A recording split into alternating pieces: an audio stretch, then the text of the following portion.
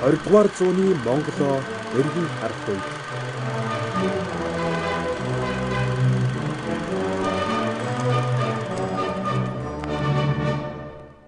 Монголын гих түүх соёл төмөн оны дархлаа уг үндэсний уламжлал улс гүрний ариун өвийг өнөөдөрт үргэлжлүүлэн өн эртнээс нь шинжлэх ухааны нарийн үндэслэлтэйгээр эрдэмтэн мэргэд судлаачид судалж шинжилж Монгол судлалыг хөгжүүлсээр даруй 200 гаруй жил болжээ. 20-р зууны дунд үеэс эхлэн өрөндийн олон оронд Монголыг судлах сонирхол эрс нэмэгдэж Англи, Франц, Финлянд, Герман, Унгар, Польш, Чехословак, Болгар, Румын, Швед, Австралийн их сургуулиудад Монгол судлалын их бага төвүүд нээгдэн ажиллаж эхэлсэн бол Азид 1912 онд Токиод, 1950-аад оноос Бээжинд их сургууль, Өвөр Монголын их сургуульд Монгол судлал эхлэн хөгжиж эхэлжээ. Монгол судлалын томоохон төвүүд эдүгээ дэлхийн 20 гаруй орны 50 гаруй их сургууль, эрдэм шинжилгээний төвүүдэд Монгол судлалын сургалт судалгааны ажил явуулж байна. Олон улсын Монгол судлалын холбооны үйл ажиллагааг бүс нутагт өргөтгөх, бүс нутгийн эрдэмтдийн харилцааг өргөтгөх, Монгол судлалын хүрээг өргөжүүлэх зорилготойгоор 2016 оноос эхлэн Ази, Европын бүс нутгийн Монгол судлалын хурлыг уламжлал болгон зохион байгуулж ирсэн бөгөөд Азийн 2-р хурал Японы улсын Токио хотод 20-р зууны Монгол ертөнц эргэн харах нь сэдвийн хүрээнд зохион байгуулагдлаа. Энэ удаагийн олон улсын Монгол судлалын Азийн 2-р чуулга уулзалт бол Токио хотноо зохион байгуулагдж байна. Энэ удаагийн уулзалтанд бол нийтдээ одоо манай Монголоос бол 20 гаруй. За тэгээд олон гадаад улсын Монгол судлаачдаас бол нэг 30 гаруй, Японы дотоодоос бол бас нэг 40 гаруй ийм судлаачдаас нэлээд ийм том хэмжээний чуулга уулзалт болох нь. Энэ удаагийн уулзалтын хүрээнд бол сэдв нь бол нэлээд өргөн дэлгэр, олон чиглэлийг, салбарыг, асуудлыг одоо хамруулсан ийм чуулга уулзалт болох нэ. Тус хурлын нээлттэд Монгол улсын ерөнхийлөгч Халтмаагийн Баттулга мэндчилгээ дэвшүүлж баяр хүргэснийг Японд дах Монгол улсын элчин сайд Бат Жаргал уламжилсан байна. Хэрхэн мөндөд Монгол судлаач эрдэмтэд та бүхний амгаланг айлтхан мэндчилье. Олон улсын Монгол судлалын холбооны дэд ерөнхийлөгчийн албыг хаших хугацаанд миний бие санаачлан Монгол судлалыг бүсчлэн хөгжүүлэх зорилгоор эхлүүлсэн Ази, Европын хавар намрын олон улсын эрдэмшилгээний хурлыг сүүлийн 2 жилд амжилттай зохион байгуулж байгаад нэгэн баяртай байна. Өнөө жил бол Монгол судлалын түүхэн жил үлээ. Эдүүгээс 200 жилийн тэртээ Орос орнд Казан хотноо дорн төхний судлалын байгууллага болох Азийн музей байгуулагдсанаар Монгол судал албан ёсоор үүссэн гэж үзэж болно. Азийн судал дотор Монгол судал өөрийн баялаг түүхтэй, олон жилийн уламжлалтай, үе үеийн нэр хүндтэй судлаачдыг төрүүлж гаргасан билээ. Энэ нь хожим Монгол улсад Монгол судлалын төв үүссэн буй болох суур болсныг бид дурсах учиртай. Монгол улсын ерөнхийлөгчийн хувьд Монгол судлалыг анхаарлын төвдөө байлган олон улсын Монгол судлалыг дэмжиж үйл ажиллагааг энэ улам мөргөжүүлэх, эрдэмтдийн судалгааг эрчимжүүлэх, үр дүнг бодиттой үнэлэх ажлыг боломжийн хэмжээнд хийхийг зорж зарим ажлуудыг Монгол улам бүс нутгуудад хэрэгжүүлж байна. Энэ хуралд олон улсын Монгол судлалын холбооны ерөнхийлөгч Агнеш Берталан, Монгол улсын шинжлэх ухааны түүх археологийн хүрээлэнгийн захирал Чулуун, дэд ерөнхийлөгч Кембрижийн их сургуулийн профессор Ураадын Булаг, Бээжингийн ардын их сургуулийн профессор Боржигтай Оюун Бэлэг, Японы үндэсний ухааны музейн профессор Юки Канагая, Оросын холбооны улсын шинжлэх ухааны академийн Бурятийн Монгол Будда төв судлалын хүрээлэнгийн захирал академич Базаров, доктор Төмөрөчр, Монгол судлалын үндэсний зөвлөлийн нарийн бичгийн дарга Заяабатар, архивын ерөнхий газрын дарга Инхбатар нарын удирдлага оролцож байна.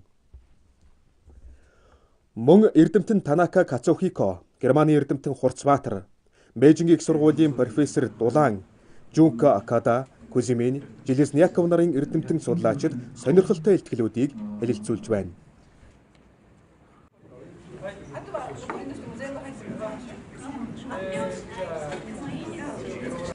Ер нь олон улсын Монгол судлалын хурал 5 жил болгон нэг удаа байдаг. Тэгээд жил болгон эрдэмтэдийг нэг тогтсон сэдвээр цуглуулъя гэж бодсон. Тэгээд энэ одоо ямар аргаар хийх вэ? Монголд нэг баг хурал хийн, Азид тэгээд Европ нэг семинар зохих юм байгуурна. Энэ одоо 2 дахь жил яваа. Тэгээд энэ жилд өнгөрсөн жилд Азийн семинар буюу хурал минзүү таашвэ тэр төвөн дэсний их сургуульд болсон. Түүний яг гол сэдэв бол их сурвалж судалгаа байсан. Тэгээд 2 дугаар зохих юм байгуулагч бол шууа их сургууль. Тэгээд мэдээж энэ хэрэг манай холбоо.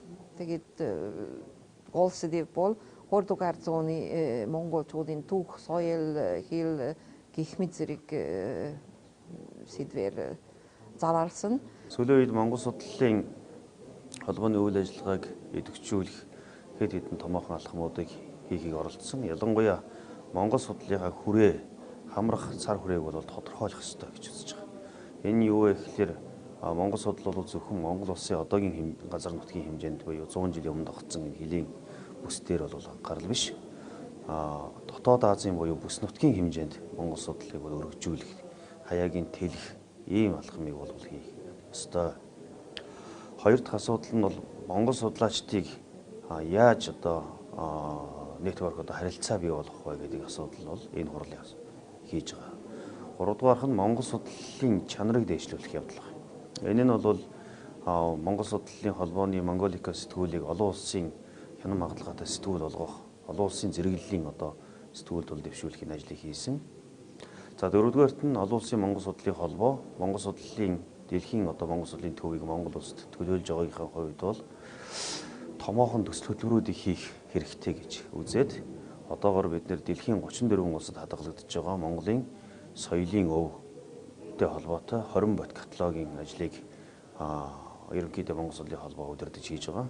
За дээрээс нь бол дэлхийн эрдэмтдийн боломжийг хангаж өгөх үүднээс хэд хэдэн мэдээллийн сан хийж байгаа. Нэг нь бол одоо Монгол Улсын шинжилгээ ухааны академийн төвөг археологийн хүрээлэнд байгаа 100 мянган хуудастай гар бичмэл материалыг Британий академийн дэмжлэгээр захин онлайн болгож байгаа. Ямар ч Монгол судлаач энэ гар бичмэл архивын материалыг судалгаанда шууд онлайнаар ашиглах боломж бүрдэж байгаа. За үүний дараа Японы угсаадны зөв музейтэй хамтраад дэлхийд одоо музей архив номын сонгуульд хадгалагдаж байгаа Монгол нутгаар 100 жилийн өмнөөс аялаж явсан хүмүүсийн хувийн цуглуулгын гэрэл зургийн нэгдсэн санг 5 ботоор 5 жилийн хугацаатай ийм төслийг хийж эхлүүлэх. За энэ бүх томоохон төслүүдэд бол Монгол судлаачдыг тал талын олон газрын Монгол судлаачдыг оролцуулах, идэвхжүүлэх ийм одоо ажлуудыг хийж эхлэдэг байгаа. 20 дугаар зууны Монгол гэдэг өөрөө маш сонирхолтой, судлууштай сэдэв юм. Халах Монгол, Бурят, өөр Монголын асуудлууд тэдний эргэн нэгдэх чин эрмэлзэл хүсэл, тэдгээрээс үүсэлтийн олон сэдвүүд гарч байлаа.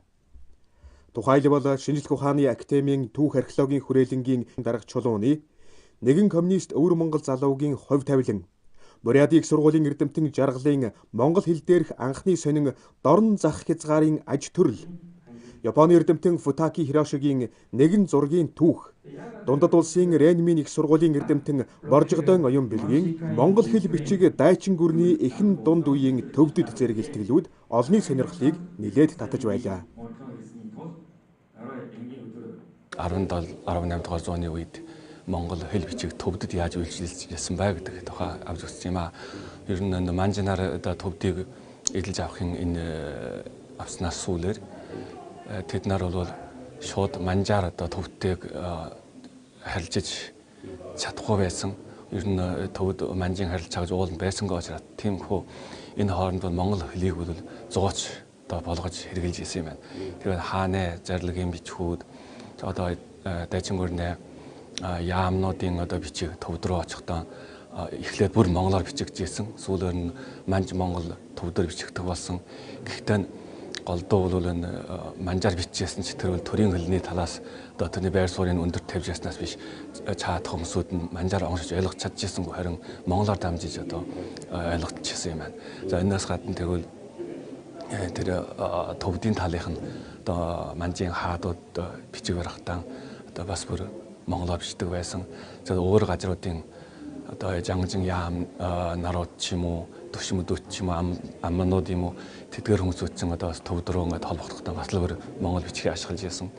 Тэгээд энэ Монголын хэлээр одоо ингэж бүгдөө нь холбогдчихсан учиртай. Тиймээс тэр түүхэн дээр бол монгол хэл, монгол бичиг бол ер нь 18 дугаар зуун болтол бол бүр маш чухал үүрэг идэвхсэж ирсэн. Одоо халха Монголоос гадна өвөр Монгол, Бурят Монгол горбан газар Орос хятад хүчтэй Оросны хооронд хуваагдаж одоо ч гэсэн Португал зооны үед анхан Арбатонд анха Бурятад эхэлсэн байна. Газарик үндэсн газарик нэгтгэх хөдөлгөөн тэрнээ нэг жамсарано маш нэртэй хүн байна. Бас жамсараны дараа базар баради эне соёлын министр болсон. Соёлын эне хүн Монгол хүн соох ноток ондо газар соосан болбол соосан гэхдээ нэгдсэн нийт хэлэклэвэл монголчууд үндэсний нэгдмэл ардаагүй гэж бодсон байна. Тэгээд халха Монголоос харахын аялгууд ойролцоо газар Селенге газрын үгийг үндэслэн Бурят утгазохиолын хэл хийсэн байна. Тэгээд Бурят халха ялгаагүй нэгтгэж чадна гэж бодсон байна. Энэ чинь нөгөө Монгол Бурятын юу сонин гэсэн нэг тийм гарчигтай гарчиг дээр нь тэгж үзсэн байгаа. Тийм болохоор нөгөө Бурят хэлний онцлогийг тодорхой хэмжээгээр тусгасан. Тэгээд яг хөтэ нөгөө орчуулж ирсэн хүмүүс нөгөө Бурятд байсан юм чинь тэгээд арга цаагаад л орчуулж ирсэн л да. Мэдээж нөгөө тэр үеийн нөгөө хүрээний Монгол гэдэг ч юм уу тэр талын мэдлэг бол маш хомс байсан байхаа гэж бодож байна. 1895 оноос 97 оны хооронд гарч байгаа гэсэн тийм одоо юутай барагцаатай байгаа боловч 1895 онд туршилтын маягаар нэг хэдэн дугаар гаргаж чаад яг жинхэнэ нөгөө 96 онд бүхэл бүтэн жил гарсан байна. Тэгээд нөгөө 97 онд хагас жил гараад тэгээд дуусчихсан. Хэл дагуух нөгөө Монголын нутгийг сайн таньна гэсэн нэг тийм зорилтоор нэг орос хүн явж судалгааны нэг яг хөтэ нэг замын тэмдэглэл маягийн юм бичсэн. Тэгээд тэрийг нөгөө Бурят болгож буулгаад үндсэндээ тэгээд нөгөө юу бас зарим нөгөө орсоор нөгөө кирилл үсгээр бичгээр чинь нөгөө үсэг нь жижиг байж болдог. Монгол үсгээр буулгахаар тэр нөгөө жаахан том болоод зайн багтахгүй болоод нөгөө хаяа нөгөө товчлоод орчихсан юм бас их байна. За энэ удаагийн юу дарахад ингэж бол уулдаан болов хөнгнөгийн үед бол хятад үзүгэн дээр бол яах юм бол хайн гэж бичижсэн, далах хаан гэж бас бичижсэн. Тэгвэл одоо нүүдэл чинь үндэстэн бол хамаг эртэг бичигдсэн бичээс нь бол одоо он тооллын 581 онд бичигдсэн Монгол улсад байгаа бугутын гишээ гэж байдгийг. Бугутын гишээ бол яах юм бол согт хэлээр согт үзгээр бичсэн энэ дотор бол одоо дарахад гэсэн үг байгаа. Тэгвэл тэр үеэс бол яах юм бол төрөх хаан тулус. Тэр үеэсийн бол төрөх хаан тулаа дахилгад оролцож ирсэн олон хүмүүс хаан орондоо суух үедээ хаан эзэн бол заавал дээд эцсийн шүтээндээ мөргөж өчөг өгж даатгал хийж инхтан бол олон дарахадыг дуудад инхтан бол 7 төрлийн 7 жилийн овг аймгийн хүмүүс энэ чуглардаг. Энэ дотор нэг нь дарахад байдаг. Дарахад гэдэг нь яах юм бол тус овгийн эзэн биш. Тухайн үеийн Чингисийн төрх байсан бол төрхийн хаад ноёд аснаа овгоосон гадна хи овгийн хүн гавьяа байгуулсан хүн бас энэ хаанаа дахилгадаар ирж хаанаа ширээндээ сууд өргөдөж ирдэг байд. Тэрүүний тархад 20 дугаар зууны Монгол ертөнц эргэн харах нь олон улсын эрдэм шинжилгээний хурлын хүрээнд зөвхөн өөрсдийн түүхээ хэлэлцсэнгүй. Хурал, түүх, шашин шүтлэг, монгол хэл гэсэн 3 бүлэгт хуваагдсан явагдсан юм. Монгол хэлний салбар хуралдааныг Монгол судлалын үндэсний зөвлөлийн нарийн бичгийн дарга Заяабаатар, шашин ёс заншлын салбарыг профессор Баян сан нар удирдан явууллаа. За оролцогчдын хувьд нэг онцлогтой байна. Монгол судлалын салбарт тэр дундаа хэл утга зохиолын чиглэлээр ажиллаж байгаа судлаачдын үе үеийн төлөөлөл энэ салбар хуралдаанд оролцож илтгэл тавьснараа нэг онцлогтой. Өөрөөр хэлбэл залуу эдэр Ахмад үеийн төлөөллийн тэгш оролцоотой судлаачид илтгэл тавьж санал бодлоо солилцлоо. За илтгэлийн ерөнхий агуулга бол Монгол хэл утга зохиолын нэлээд өргөн хүрээнд за тодорхойлох юм бол монгол хэлний түүхэн судлал, монгол хэлний хэл соёлын судлал, монгол хэлний авианы тогтолцоо, за монголын орчин үеийн уран зохиолын задлан шинжилэл, уран зохиолын бичвэрийн судлал, за монгол залуучуудын ёс суртахууны сэтгэлгээний өөрчлөлт, монгол хэл болоод монголын орчуулгын судлалд ховор бас баримт хэрэглэгдэхүүнийг шинээр нээж танилцуулсан ийм одоо өргөн хүрээтэй илтгэлүүд хэлцэж асуулт асууж харилцан мэтгэлцэж ажил хэрэгж болж байна. Хэл бичгийн хүрээнд Заяабаатарын тавьсан бичиг үсгийн талаарх Монгол улсын төрийн бодлого, бодит хэрэглээ, олон нийтийн үзэл хандлах сэдвт илтгэл, Монголын шинжлэх ухааны академийн академич Төмөр Тогоогийн Кирилл бичгийг авчиргассан туршлага, Токиогийн гадаад судлалын их сургуулийн эрдэмтэн Токуси Куребитогийн христийн шашны хүмүүсийн найруулан зохиосон нэгэн сурах бичгийн хэл найруулгын тухай зэрэг илтгэлүүд тавигдсан юм. Мөн Шава эмэгтэйчүүдийн их сургуулийн профессор Хөхбаатрын зөвлөлтийн зөвлөх Сердюченко ба Өвөр Монголын стандарт хэл 1950-аад оны бүгд найрамдах Монгол ард улсын ба Өвөр Монголын хэлний харьцааг авч үзэх зэрэг судалгаа өндөртэй олон сэдвүүд хуралдагчдын анхаарлыг татлаа. 2 сая 3 сая битгий хэлдэг. Тэрнээс том одоо хүн амтай үндэснүүд бол байгаа шүү дээ. Тэгээд ерөөсөн өөрийнхөө шинэ бичгийн хэл гэдэг юм уу, орчин үеийн бичгийн хэлгүй, орчин цагийн одоо ийм стандарт хэл байдаггүй, ийм үндэстэн, ийм орнууд бий, колони орнууд гэсэн тийм. Тэгэхээр энэ талаар одоо миний өөрийн сэдв 20 дугаар зуун. Тэгэхээр чин зөвхөн хэл гэдэг бол одоо хэлний бүтцийн талаас нь судалдаг биш ээ. Би бол нийгмийн хэл шинжилгээний мэрэгжилтэй гэдэг утгаараа ер нь 20 дугаар зууны нийгмийн төв, улс төрийн төв, тэгээд одоо манай уран зохиол тийм ингээд бүр холбоод нь асуудалтай. Тэгээ үүнээс өмнө 20 дугаар зууны одоо жишээ нь энэ шин сонин сэтгүүл гэж яаж эхэлж хөвлөж ирсэн, ямар юм гарч ирсэн гэдгийг бас олон улсын одоо судалгааны хурал хийж одоо анх хятад хөвлөж байлаа. За тэрнээс өмнө одоо Бурят юм одоо Оросд хөвлөжсэн. Тэгээд Монгол улсын хэв багтаагаад тэгээд Туваагийн жануудаа бас ийм олон улсын судалгаа хийж ясан юм аа. Тэгээд энэ одоо сонин сэдв байна гэж одоо энэ сэдвийг бол одоо ерөнхий нарийн бичгийн дарга Чулуун доктор гэж санал болгож ярьсан л да. Тэгээд за хүлээж авнаа. Энийг одоо бид сайхан хийхээр одоо хичээнэ гэж одоо ингэж хийж ирсэн. Тэгээд тийм болохоор зөвхөн одоо Монгол судлаач чинь Монгол улс биш, өөр Монголыг багтаасан одоо зөвхөн уул дээр үед одоо Монгол гэж ярьдаг. Нас ч гадна одоо мэдээд Бурят байгаа, Ойрд байгаа шүү дээ. Чи бүгдээр багтана. Цаашлуул одоо орчин үеийнхээ туваа солгодно л да тийм.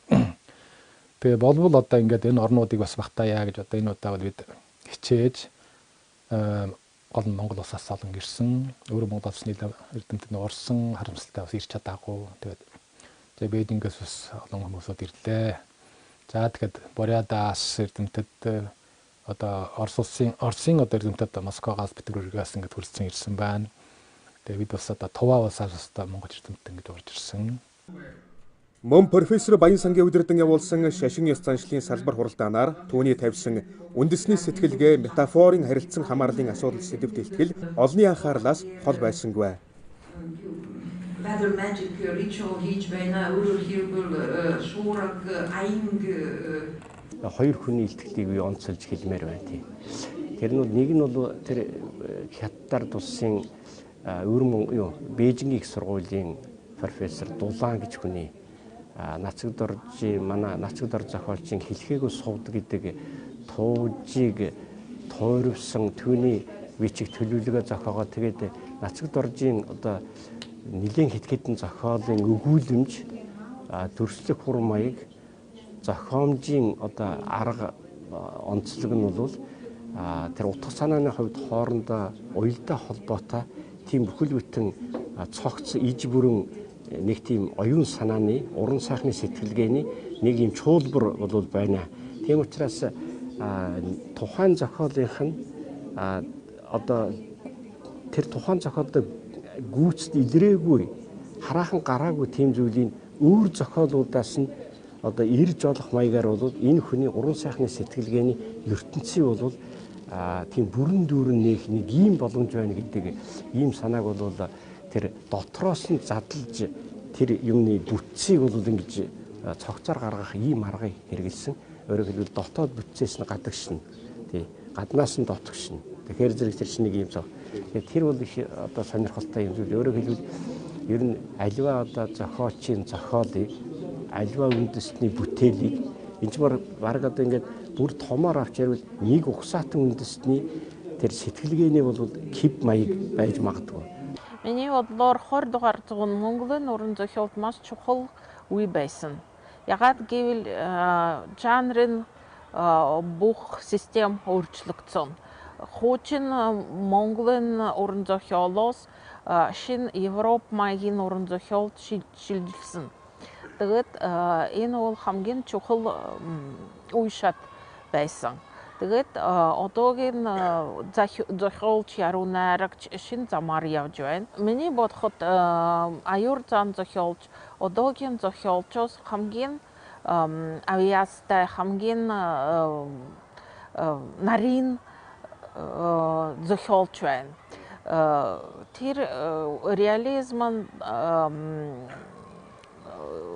өгүүлэг реализм аргаар бичсэн өгүүлэгээс бүр 90-д оноос эхэлсэн. Харин дараа постмодернизм аргаар хэд хэдэн 3 роман гаргасан. Тэр чинь 10 зүйний өөр цуурайнаас төрөгсөд бас илбид зэрэглээ 3 романыг постмодернизм аргаар бичсэн. Харин дараа нь Мөгийн домог гэдэг романд дахиад реализм аргад шилжилсэн. Харин шинэ роман миний сая хэлсэн миний сая тавьсан илтгэл шинэ романд зориулсан. Тэр чинь Сэхиуст хангай нууц 2017 онд сая гарсан. Тэгээд тэр миний бодлоор магический реализм аргаар бичигдсэн роман байна. Монгол эрдэмтдийн голлон судалдаг зүйл бол нэгдүгээрт нүүдлийн аж ахуй, хоёрдугаарт дэлхийг эзэгнэж байсан эзэнт гүрний түүх, түүнчлэн генетхэн феодализмаас коммунизмд шилжиж 70-аад жил болоод ардчилсан улс байгуулсан түүхэн цаг хугацаа байдаг. Тэгвэл өнөөдөр Азийн 2 дугаар их хуралд 20 дугаар зууны Монголын ертөнц эргэн харах сэдвийн хүрээнд бичиг үсэг, бөө мөргөл, уран зохиол болон олон салбарыг хамарсан юм. Мөн үүнээс гадна Монгол, өвөр Монгол, Бурятын нүүдэл, суурьшил, нацагд оржийн хэлхээгүй совд туужийн тухай, Монгол дахь Христ итгэл, түүх ба одоогийн байдал, 20 дугаар зуунд бий болсон Монголын уламжлалт соёл гэсэн олон арван сонирхолтой судалгаа хэлэлцэгдсэн юм. Монголчууд ба соёлын хувьсгал гэдэг. Ингээд энэ чинь одоо 1966 оноос одоо 76 он хүртэл өвөр Монголд их хэмжээгээр геноцид гэж одоо үндэсний гитлгой явуулсан. Ингээ манай өвөр Монголын монголчууд одоо 30-аад онд бол одоо Японтай холбоотой байсан. Япончууд мөксөн дараагаар 40-ад онд одоо Монгол улстай нэгдэнэ гэж тийм түүхтэй байсан. Энэ түүх нь одоо 60-аад он болохоор бүр одоо Бээжингийн хавьяас авч үзвэл маш их хүнд ял болсон. Ингээд одоо энэ геноцид явагдсан.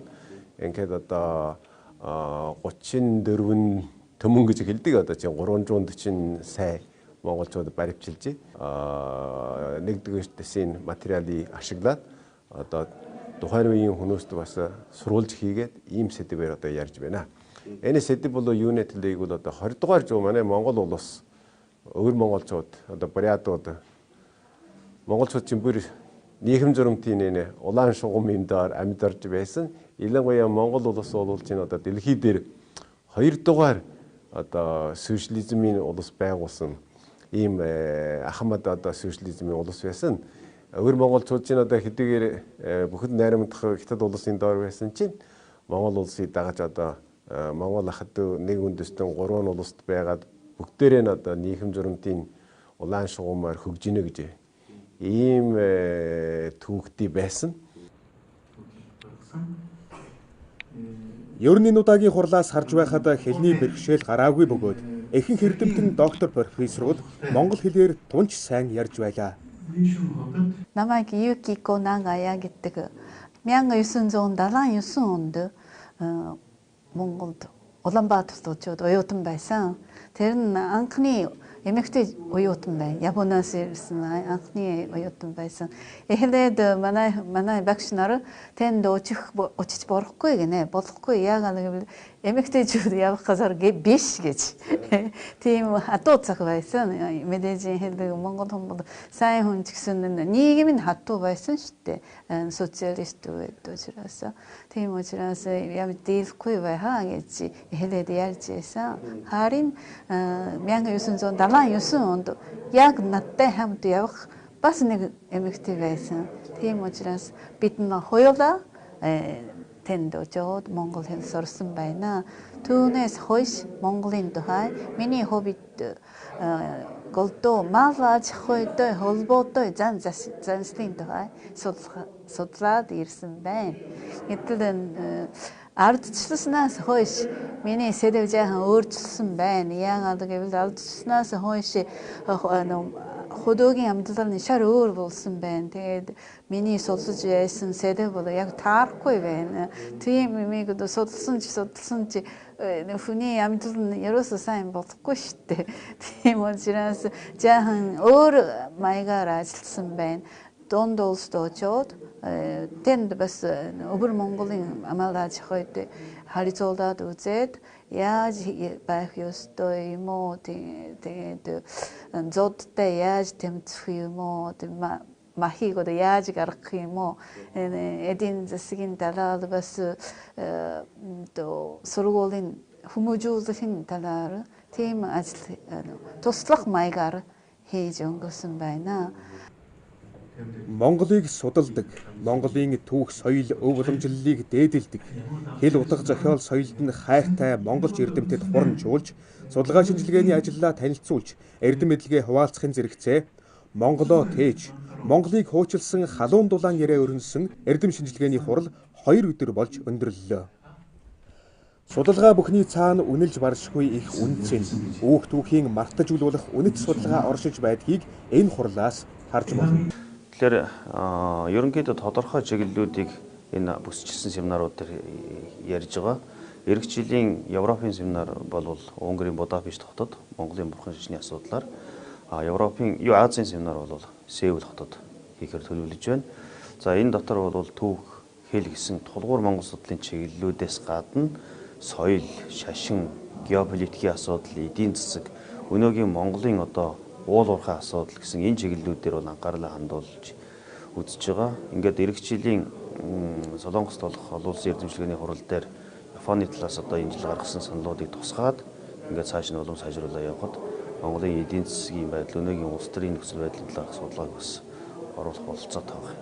Дараа Будапешт хурал бурхан шашны сэдвт зориулах хурал байна. Тэгээд одоо үед орчны нуранд Монголын орчны нуран зохиолд энэ бурхан шашинд зориулсан зохиолууд бас гардаг. Хамгийн анхны яруу найргийн эмхэгэл Одаш балбарын 1991 онд Бурхны мэлми гэдэг яруу найр шүлгийн эмхэгэл гарсан. Тэгээд тэр номонд зориулсан илгэлийг тавих гэж байна. Жил болгон зохион байгуулагдах олон улсын Монгол судлалын хурлаар олон 10 шинэ бүтээл тойрвол судалгаанууд гарч ирж Монгол дархлааг улам баталгаажуулахад их хувь нэмэр болох нь дамжиггүй.